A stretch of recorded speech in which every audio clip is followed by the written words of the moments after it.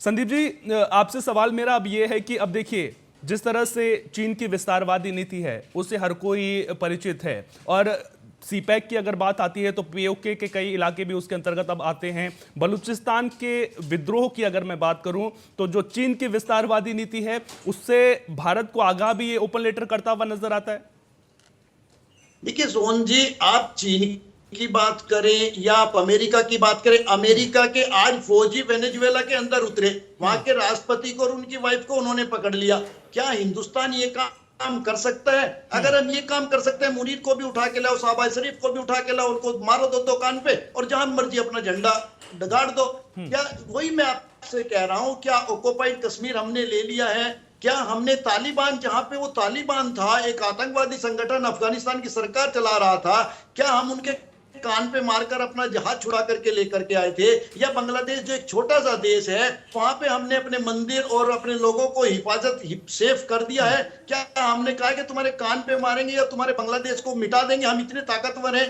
तो कुछ भी ऐसा कुछ देखने को नहीं मिल रहा है कि हम ऐसा कुछ एक्शन कर सके कि हम उसको बलूचिस्तान को अलग करा दे या कुछ। हाँ, हम बैठकर बातें कर सकते हैं, मैं भी ये बातें कह सकता हूं कि हमें फौरन एक्शन लेना चाहिए, बलूचिस्तान को अलग कराना चाहिए और पाकिस्तान के तोड़कर 4 टुकड़े कर देने, और जहां इमरान खान पड़े हुए वहां में नहीं, लेकिन वो तो भारत की नीति ही नहीं है ना। खुलेआम तो भारत ने कभी समर्थन नहीं किया है बलूचिस्तान को पाकिस्तान से अलग करने का। विनय बयाला जी भी मेरे साथ में जुड़े हुए हैं। विनय बयाला जी, आपसे अब मैं ये समझना चाहूंगा, जब सीपैक को लेकर के हम बात करते हैं, क्या चीन उसे लेकर के आपको आक्रामक नजर आता है, और क्या वो बलूचिस्तान को एक कॉलोनी की तरह वहां पर देखता हुआ नजर आ रहा है? क्योंकि बलूचिस्तान में जिस तरह के खनिज भंडार हैं उससे आप भी पूरी तरह से वाकिफ हैं, पूरी दुनिया वाकिफ है। इसी वजह से अमेरिका नजर गड़ाए हुए नजर आता है, वहां पर प्रतिनिधिमंडल भेजता हुआ नजर आता है। चीन की तरफ से भी लगातार वहां पर जो है विस्तारवादी नीति के तहत जो है पैर जमाने की कोशिश की जा रही है। और क्या, एक और सवाल इसमें ऐड कर देता हूं मैं आपके लिए, क्या आसिम मुनीर के लिए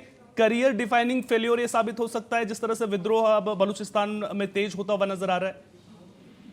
देखिए, सबसे पहली बात तो अगर आसिम मुनीर की बात आप करें तो देखिए, ये जो बलूचिस्तान की लड़ाई है ये सन 48 से चल रही है। बिल्कुल। अच्छा, कितने मुनीर आए और कितने चले गए? मुनीर आएंगे, चले जाएंगे। इस समस्या का स्थायी समाधान जब तक नहीं होगा और पाकिस्तानी सेना कितना लड़ पाएगी, ये एक देखने वाली बात है। और हम सामरिक दृष्टि से देखते हैं कि पाकिस्तान वहां बहुत कुछ नहीं कर सकता है। जो नई चीज देखने को सामने आ रही है वो ये है कि चीन के आर्थिक हित बहुत ज्यादा इन्वॉल्व है वहां पर। सीपैक के अलावा वहां कई माइंस है, कई मिनरल्स हैं, और उसके अलावा जो ग्वाडर डीप सी एयरपोर्ट है उसका एक इम्पोर्टेंस है। तो चाइना बीच में ये भी खबर आ रही है कि चाइना पाकिस्तान को ओवरटेक बाईपास करते हुए, उनको अलग करते हुए कुछ विद्रोही गुटों से डायरेक्ट भी बात कर रहा है। अगर ऐसा होता है तो ये तो पाकिस्तान की संप्रभुता पे भी हमला है। चीन ये जान रहा है कि पाकिस्तान और पाकिस्तान की सेना बलूचिस्तान में चीनी हितों की रक्षा करने में असमर्थ है। पाकिस्तान की वर्तमान सेना, मुनीर या कोई भी हो, यह चीन ने इस बात को स्वीकार कर लिया है कि चीन के आर्थिक हितों की और चीन के जो वर्कर वहां काम कर रहे हैं उनकी सुरक्षा के लिए पाकिस्तान की सेना सक्षम नहीं है। अब लड़ाई चीन को लड़नी है दो तरफ से।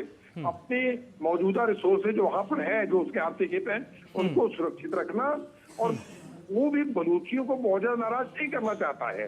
उसको पता है कि आगे चल के बलूचिस्तान पाकिस्तान का हिस्सा नहीं है। इसीलिए यह जो बीच में खबर आई है कि चीन के लोग बलूचिस्तान के एक ग्रुप से डायरेक्ट बात कर रहे हैं। आप सोचिए कि कोई अगर भारत में कोई विद्रोही ग्रुप हो और कोई विदेशी ताकत उन ग्रुपों से डायरेक्ट बात करे तो वो भारत के हितों के अगेंस्ट है।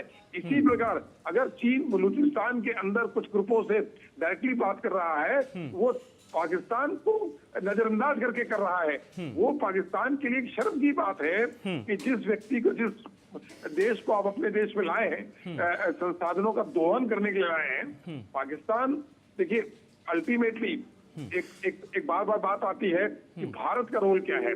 देखिए, भारत कभी भी ओपनली बलूचिस्तान का साथ सार्वजनिक तौर पे नहीं करेगा, और अंदर से ये सबको पता है, हमें भी पता है कि भारत की अनेक एजेंसियां वहां के उग्रवादी तत्वों को, वहां के पॉलिटिकल लीडरशिप को पीछे से समर्थन करती हैं, करती रहेंगी। लेकिन ये कोई सोचे कि हम अपनी आर्मी भेज देंगे लड़ने के लिए, वो भारत की नीति के खिलाफ है, भारत ऐसा नहीं करेगा। लेकिन भारत जो कर सकता है वो कर रहा है, जो कि सार्वजनिक नहीं है। और यह लड़ाई अभी चलेगी। चीन को अपने आर्थिक नीतियों को देखते हुए अगर पाकिस्तान को नजरअंदाज भी करना पड़ेगा तो करेगा। विनय बयाला जी, यहाँ पर सवाल ये भी तो खड़ा होता है ना कि अब जब जो बलूच विद्रोह को लेकर के जो प्रतिनिधि उनके हैं वो अगर भारत को लेटर लिख रहे हैं, ये आशंका जता रहे हैं कि वहां पर जो सीपैक का सेकंड फेज है उसके तहत जो है चीनी सेना की तैनाती भी हो सकती है, तो इसको लेकर के एक मैसेज ये भी तो मिलता हुआ नजर आ रहा है कि चीन जिन मंसूबों के साथ में बलूचिस्तान में सीपैक को लेकर के आगे बढ़ने की कोशिश कर रहा है उसमें नाकामयाब साबित होता हुआ नजर आ रहा है। सबसे बड़ा मैसेज ये